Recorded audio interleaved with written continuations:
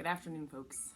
I want to talk, or kind of highlight really, an interesting phenomenon that has come up into my consciousness recently, like in my awareness and talking with other people about it, in regards to authenticity and healing, specifically mood elevation. Because in my own recovery, that's been the one thing I've done that it's like the marker of how I've recovered was just elevating my mood and letting myself pursue a joyful state literally 24/7, like using music, using laughter, using watching Whose Line Is It Anyways, using literally anything I needed to 24/7 all the time to keep my mood elevated. I've kind of engineered my entire life around making everything calm, joyful, fun, something along those lines. And as I've talked to other people about this, and as I did it myself, I found, first and foremost within myself, that in order to do that, I had to really let go of what other people thought about me expressing myself. And I realized that there's this cultural belief that it's not okay to express joy. It's not cool to be happy. That's one of them. Like, it's really uncool to be happy. Cool people are depressed. They're, it's some level of emo. But then even beyond that, people just there's this idea in our culture that circulates that it's somehow rude to be happy. Like, people talk about it sometimes on social media and just in general in the culture that it's annoying when people are happy. And it's like, how effed up is that? Like, why do you think everyone's so depressed then? If that's the only thing that's allowed, it makes sense why everyone feels that way. And it's something I want to offer because this is like on the other flip side of that, in actually choosing to let go of those cultural ideas and find a way to go about being happy where you're not shoving in people's faces, you're not trying to be disrespectful, but you're also not going to hold back your own joy to make someone else comfortable.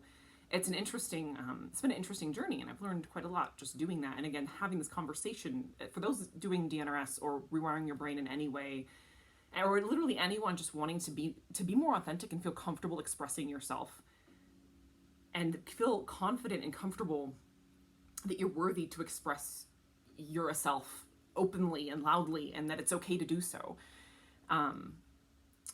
Because I was actually talking to a good friend, and I take a very, what I call a human perspective when it comes to healing, with brain rewiring, all this kind of healing work. For me, the only way it works is if I use the science enough, and then I have to get rid of it. If the science, if it stays too long, it gets in my way and I get in my head about it.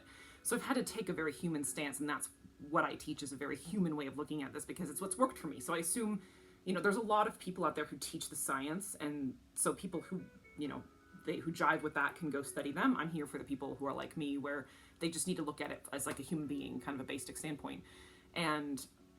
But my friend gave me a very interesting scientific bit that I wasn't aware of. We were talking about singing, and I was telling her how I have been literally moving around my house to find places where I can sing as loud as I want and not disturb anyone, or laugh as loud as I want and not disturb anyone, because I've discovered the farther I go in my recovery, I absolutely need a space where I can just vocalize as loud as I want. Where if I'm happy, I can laugh like a hyena. And if I want to sing, I can sing at the top of my lungs. Like, there's something, and she pointed out that stimulates your vagus nerve, which is really, really important in healing. And I noticed for myself a distinct shift when I spend my meditation time literally singing tribal chants at the top of my lungs. Like, that shifts me like nothing else does. And I've literally gone to the point of going outside too, because I love outside. Outside is medicine to me, and I'll go out my front porch in a big blanket, even though it's winter, it's like 30 degrees and windy. I'll just lean against the front door and bring my music out there and sing at the top of my lungs, because I feel like in the house everyone's sleeping and it's kind of interesting. But the habits have really made a huge difference in my healing. And I just want to point out that those of you who are pursuing that, and when it comes to elevating your mood, it is important to be so lost in it that you're consumed by it. And that means you have to just be in it. There's zero awareness of anyone else or anything else when you're in that state. And that's the state where it's the thing that gives you clarity over the thought patterns that have been holding you back, and the behaviors and so on. That's your blueprint for healthy.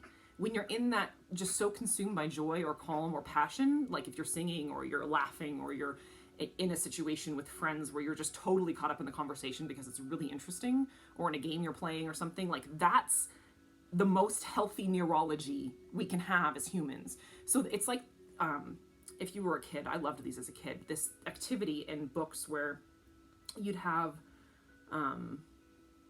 picture of something, like you've got the correct picture and the incorrect picture, and you're supposed to find like the 6 things that are not the same, you know, but you've got like this, which one's wrong, which one's off. And one of the biggest problems people have in recovery is trying to find, like, how do I have enough awareness? How can I bring enough awareness? Because a lot of times, and I used to have this problem constantly, that all these things would sneak in the back door before I was aware of them, and before I knew it, I was in full-blown limbic mode, and I didn't even know how it happened. And the only way I got out of that was by giving myself my own brain, by experiencing it and immersing myself in a really clear picture of what healthy neurology was like, by elevating my mood at full throttle 24/7 as much as I possibly could. Because if you're going at full throttle 24/7, you'll get probably a few hours a day where you're really there. The rest of the time you'll be working to get there. It might not even be all that amount. And some days you might be blissed out for 6 hours in a day. I mean, but most of the time you're kind of working towards that state and you're actually in it for some period of time. But it gives you the correct picture so that when you then look at the other picture, you can see what's wrong with it. Because if the only picture you have is the one where there's something wrong with it, how are you supposed to know what's wrong with it? There's nothing to compare it to. So when you elevate your mood really intensely, that gives you the blueprint of this is healthy, so you can see what's wrong. And then when the limbic system starts kicking in again with the same pops and kind of BS that likes to throw at, you'll be like, oh, hold on, that wasn't part of the picture when I was really happy. That's not healthy. And then you have the awareness to change the pattern.